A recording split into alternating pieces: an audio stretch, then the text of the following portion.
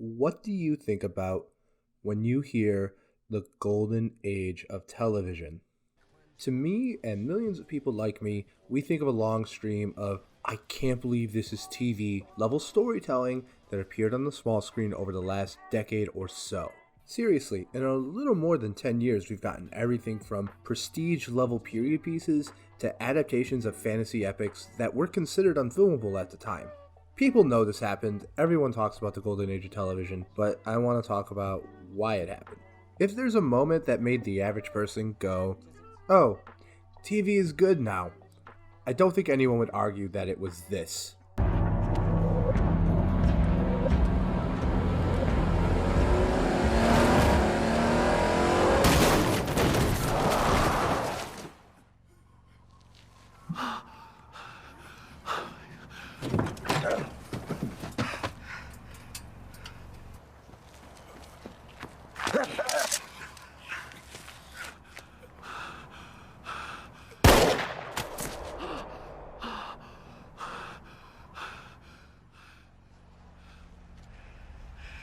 Run. So, what do all these have in common? And how are they different than what had come before? The answer is long-form, serialized storytelling. Storytelling is about change. Whether you look at something like The Hero with a Thousand Faces or Dan Harmon's Story Circle, the changing of a character is a linchpin in almost every form of fiction. The ugly truth of it all is that for a lot of television's history, its priority wasn't to tell stories, it was to sell commercials. Once again, not a controversial point, the name soap opera comes from them being produced by soap companies to sell to housewives, and they aired in the middle of the day because that's who was watching. This dynamic between storyteller and advertiser can be seen in all forms of television, including hour-long dramas and half-hour sitcoms. Sure, change can happen in small doses in these formats, but it's usually more about the changes to the situation the characters are in, rather than change to the characters themselves. We all remember Poochie, right? Now, I'm not going to tell you that there wasn't some truly great work done in this era.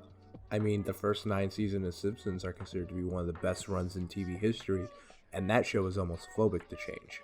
But the point is that if you need to deliver 22 episodes a year on a time crunch because you need to fill a time slot that your network sold to advertisers, you're going to have to work in a formula. And for a formula to work, it can't change all that often. So, what changed? Well, it's this.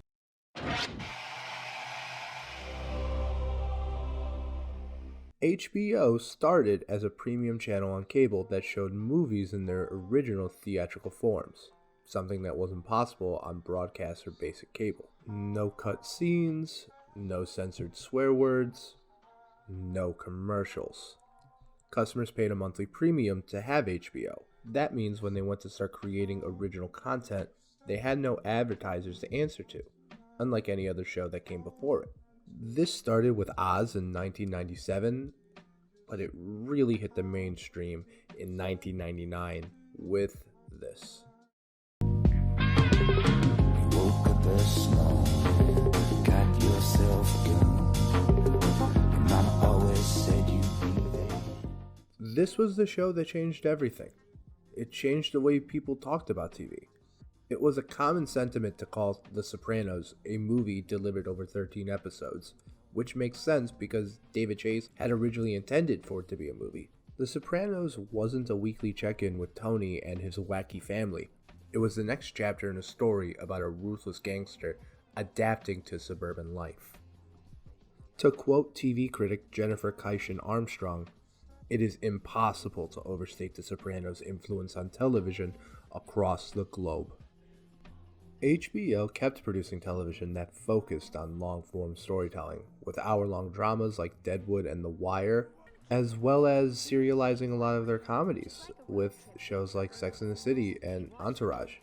People were aware that HBO's model was different than anything else on TV, which makes sense because this was their tagline during the time.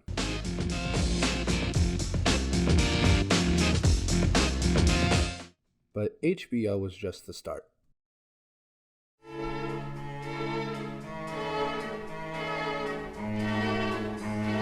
In 2007, Mad Men premiered on AMC, its first foray into original programming. AMC is a basic cable channel that basically just plays movies, its name being short for American Movie Classics.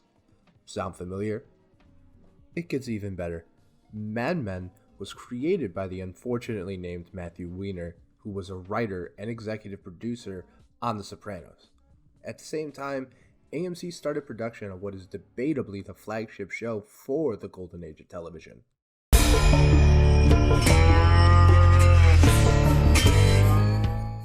Breaking Bad was a story that was intended from its very first episode to take advantage of the long-term rollout that TV shows have, as explained by its protagonist in this delightfully unsubtle monologue from its first episode.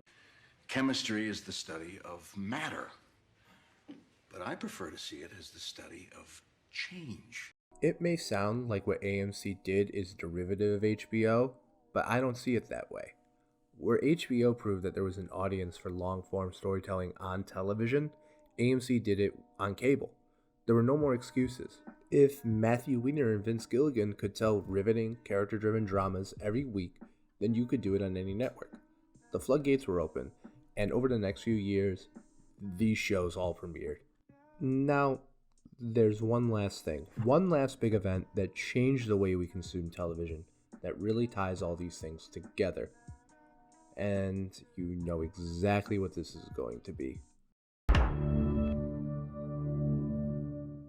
You can't really talk about the last decade in TV without talking about Netflix. It has a huge role in creating some shows that are rightfully considered in the golden age of television, but it also plays a huge part in delivering shows to viewers who weren't interested in appointment viewing. All the shows from the previous montage were on Netflix, and people had the ability to watch at their own leisure. A season of Breaking Bad could be watched over the course of an afternoon, and that's exactly what happens. The most important part of Netflix's contribution to the culture of television at this point is that it drove people to watch these shows on their original networks, boosting ratings and keeping shows alive. Vince Gilligan said this after winning the Emmy for Outstanding Drama. "I think Netflix kept us on the air. Not only are we standing up here, I don't think our show would have even lasted beyond season 2. It's a new era in television, and we've been very fortunate to reap the benefits." So, the Golden Age was a result of these three events, all of which made long-form storytelling on television the default. HBO showed us that it was possible to tell long-form stories on television. AMC put it on basic cable, and Netflix let people consume these shows at their leisure. These three events changed television forever, but change never really stops. The Golden Age of television is over. It's not because the quality of shows premiering right now is decreasing, but because quality isn't what we as a culture are talking about. The conversation has shifted, and we're now talking about the new platforms where we will consume TV, what some people have dubbed the streaming wars. Right now, everyone at HBO is gearing up for the launch of HBO Max, a reinvention of their streaming service, in order to compete with Netflix's growing library of original content, as well as Hulu, Disney+, Apple TV+, Amazon, and the list goes on. No one really knows how the streaming wars are going to change content, but I have a feeling that long-form storytelling is going to be a staple, even if some early successes beg to differ.